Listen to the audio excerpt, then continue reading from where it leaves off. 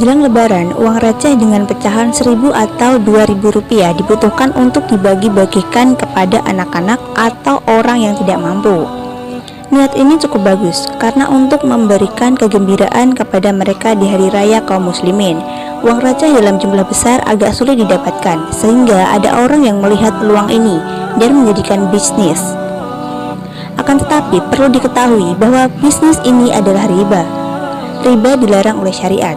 Memang dampak riba tidak langsung terlihat secara individu, akan tetapi riba bisa merusak bahkan melumpuhkan ekonomi suatu bangsa karena yang kaya semakin kaya dan miskin semakin miskin, sehingga telah sekecil apapun yang bisa membawa kepada kerusakan yang besar akan ditutup oleh syariat. Jual beli receh adalah riba. Pada prakteknya, jual beli receh dengan menukar 1.000 rupiah sebanyak 100 atau senilai dengan 100.000 dengan harga 120.000 misalnya, maka ada nilai lebih pada benda ribawi yaitu mata uang.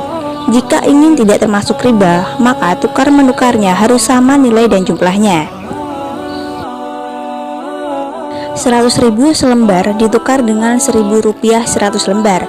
Rasulullah SAW bersabda, jika emas ingin ditukar dengan emas, maka harus sama timbangannya. Hadis riwayat Muslim nomor 1591. Demikian juga sebagai fatwa ulama bahwa uang termasuk benda ribawi dan tidak boleh menukarnya dengan nilai lebih. Sebagaimana fatwa Hay'ah Kibar Ulama, tidak boleh menukar satu jenis atau mata uang dengan nilai lebih, baik itu dengan cara tertunda, tidak tunai atau kontan atau tunai. Sebagaimana dalam hadis, misalnya menukar 10 rial Saudi dengan 1 lembar 11 rial Saudi. Pembahasan Hay'ah Kibar al-Ulama. Uang adalah benda ribawi. Mengapa uang alat tukar dianggap sebagai barang ribawi? Karena uang disamakan ilat atau alasannya dengan emas dan perak. Emas dan perak merupakan benda ribawi. Sebagaimana dalam hadis, jika emas dijual dengan emas, perak dijual dengan perak, gandum dijual dengan gandum, syair atau salah satu jenis gandum dijual dengan syair, kurma dijual dengan kurma, dan garam dijual dengan garam, maka jumlah atau takaran atau timbangan harus sama dan dibayar kontan. Barang siapa menambah atau meminta tambahan, maka ia telah berbuat riba. Orang yang mengambil tambahan tersebut dan orang yang memberinya sama-sama berada dalam dosa. Hadis riwayat Muslim nomor 1584.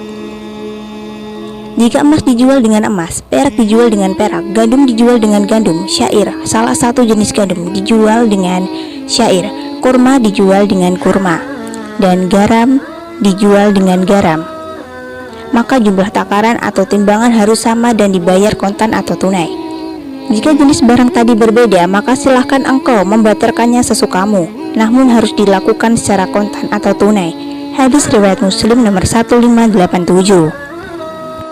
Dapat terkuat bahwa ilat atau alasan emas dan perak menjadi benda ribawi karena merupakan alat tukar dan mempunyai nilai tukar. Karenanya dinar dan perak sebagai alat tukar di zaman Nabi SAW dianggap sebagai benda ribawi. Begitu juga dengan uang di zaman sekarang. Adapun dirham dan dinar, ada yang berpendapat ilat alasan menjadi benda ribawi adalah karena takarannya ditimbang. Ini adalah mazhab Imam Ahmad pada satu riwayat dan mazhab Abu Hanifah.